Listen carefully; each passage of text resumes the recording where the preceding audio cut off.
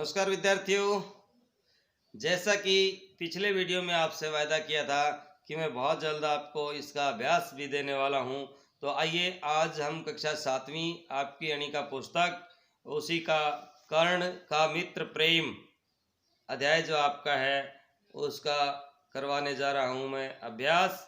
तो अपना कागज़ कलम उठा लीजिएगा साथ, जिसको आप पुस्तक में भर सकते हैं पुस्तक में भर लें, बाकी आप अपनी नोटबुक में राइट डाउन कर लें और बाद में सारे का सारा अपनी पुस्तक में भी अपनी नोटबुक में भी लिख लें। तो विद्यार्थियों, शब्दार्थ तो आपकी पुस्तक में दिए भी गए हैं, ये आपको सीखना बहुत ज़रूरी है, ये आशा सीख लिए होंगे। तो आइए हम चलते हैं अभ्यास की तरफ। पहला जो आपका है, सही पे चिन्ह लगाना है, सही विकल्प पे चिन्ह लगाना है। तो दुर्योधन ने कर्ण को किसका राज्य दिया था? किसका दिया था? तो ये है ना भाई, किसी का भी नहीं दिया। इसमें ना कृष्ण का भी नहीं दिया, अर्जुन का नहीं दिया, दुर्योधन का नहीं दिया, इनमें से कोई नहीं पे आप उत्तर लगाएंगे। किसी का भी राज्य नहीं दिया था इसने। ये तो कोई राज्य विजित करके राज्य दिया था, इनमें से किसी का नहीं दिया। तो दुर्योधन को जीते जी कौन बचाने को कह रहा है? भीम, कृष्ण, नकुल? नहीं, पहला ही उत्तर आएगा इसका। कर्ण जो है दुर्योधन को जीते जी बचाने की बात कर रहा है। अगला प्रश्न है, निम्नलिखित प्रश्नों के उत्तर दीजिए। तो 6 प्रश्न हैं भाई ये, और उसके बाद ये एक पंक्ति है जिसका भाव भी अपने शब्दों में लिखना है। तो आइए इन 6 प्रश्नों के उत्तर देखते हैं। पहला प्रश्न है, जो दुर्योधन ने कर्ण को राज्य क्यों सौंप दिया था?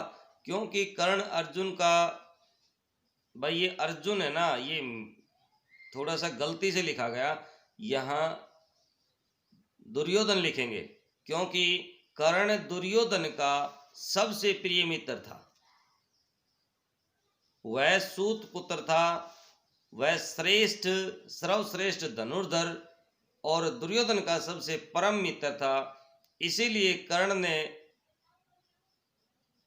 यहाँ फिर थोड़ी सी मिसप्रिंट है भाई, ये कर्ण ने को छोड़ दो। इसीलिए कर्ण को दुर्योधन ने एक श्रेष्ठ धनुर्धर मान करके उसको राज्य प्रदान किया। धूलों में था मैं पड़ा हुआ को का अर्थ स्पष्ट कीजिए। तो भाई इस पंक्ति का आशय यह है कि कर्ण को उस तरह से लिख लीजिएगा भाई, ऊपर रहते डालीजिएगा। कर्ण भले ही कुंती का पुत्र था, लेकिन उसे पांडवों ने अपने पास स्थान नहीं दिया, परंतु दुर्योधन ने उसे अपना परम मित्र और भाई मानते हुए अपने परिवार में शामिल कर लिया था। इसलिए कर्ण कहते हैं कि मैं तो धूल से मैं मिला हुआ था, दुर्योधन ने मुझे सहारा दिया है। अगला प्रश्न है, कर्ण का रोम रोम दुर्योधन का ऋणी क्यों था? तो भाई क्योंकि दुर्योधन ने कर्ण को अपना परम स्नेही माना और उसे राज्य सौंपा, इसलिए कर्ण कहते हैं कि मेरा रोम रोम दुर्योधन का ऋणी है। अगला प्रश्न है, कृष्ण कर्ण को पांडवों के पक्ष में क्यों करना चाहते थे? क्योंकि भगवान कृष्ण जानते थे कि कर्ण के समान और कोई धनुर्धर नहीं है। कर्ण कौरवों के साथ जब तक रहेगा, कौरवों को परास्त करना संभव नहीं है, इसीलिए वह कर्ण को पांडवों के पक्ष में मिलाना चाहते थे। अगला प्रश्न है, कविता के आधार पर कर्ण के चरित्र की विशेषताएं बताते हुए अनुच्छेद लिखिए। यानी 4-5 पंक्तियां लिखनी है कर्ण के विषय में। तो भाई इस कविता के आधार पर हम कह सकते हैं कि कर्ण अपने मित्रों से कभी धोखा नहीं कर सकता था। वह एक प्रसिद्ध धनुर्धर था, मित्र प्रेम उसके रोम रोम में बसा हुआ था, एक न्यायप्रिय राजा था। दानवीर कर्ण के रूप में आज भी हम उसका नाम आज भी उसका नाम है वो सम्मान पूर्वक लिया जाता है। प्रश्न नंबर 6, इस कविता का प्रतिपद्य लिखिए। भाई कर्ण का मित्र प्रेम कविता महाभारत के प्रसंग से उद्धृत की गई है। इस कविता के माध्यम से कवि यह संदेश देना चाहते हैं कि हमारी मित्रता में कोई फ्रेब या छलावा नहीं होना चाहिए। जिस प्रकार कर्ण ने दुर्योधन का साथ दिया और कहा कि दुर्योधन के लिए मैं अपना सर्वस्व दांव पर लगा सकता हूं, और यदि इनके ऊपर कोई वार करेगा तो मैं भी खाली नहीं बैठूंगा, मैं अपने मित्र की रक्षा करूंगा। कहने का भाव यह है कि हमें मित्रता सच्चे मन से ही करनी चाहिए। अगला प्रश्न है भाई गय भाग, जो आपका इसमें एक पंक्ति दी गई है, इसका आपको क्या करना है, भाव लिखना है। नीचे दी गई पंक्तियों का भाव अपने शब्दों में लिखिए। है ऋणी कर्ण का रोम रोम, जानते सकते यह सूर्य और सोम।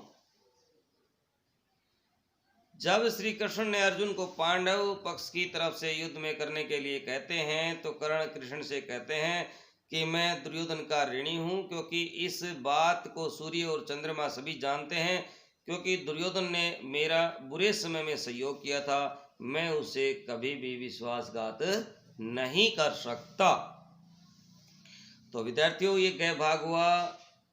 अब आप शब्द बोध की तरफ आइए। तो दिए गए अनेकार्थी शब्दों के दो दो अर्थ लिखिए भाई। सुर देव या देवता, वार हमला या धावा, चित्त मन या अंतकरण। पर का आप दूसरा भी लिख सकते हो भाई, पर दूसरा, पंख और फिर या परंतु।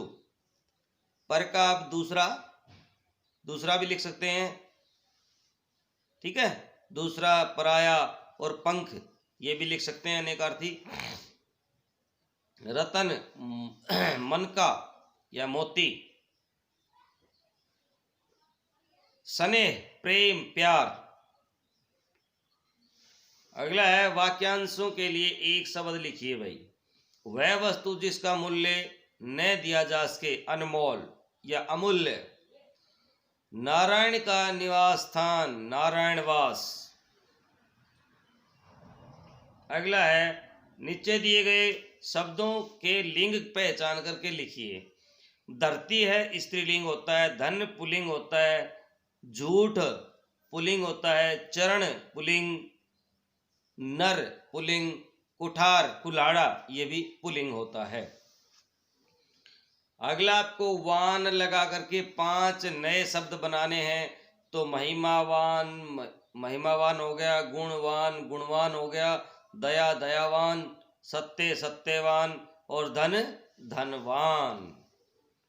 अगला जो है भाई आपका है निम्नलिखित वाक्यांशों का अर्थ लिख करके वाक्य में प्रयोग कीजिए। तो भाई मन में गुण ना, तो स्मरण करना, गुनगुनाना। वह मन में कुछ गुनगुना रहा था। रोम रोम ऋणी होना, तो कण कण कर्जवान होना। कर्ण का रोम रोम दुर्योधन का कर्जवान था। मुख मोड़ना, दिशा बदल लेना, मुंह फेरना। मुझे आता देख उसने मुख मोड़ लिया।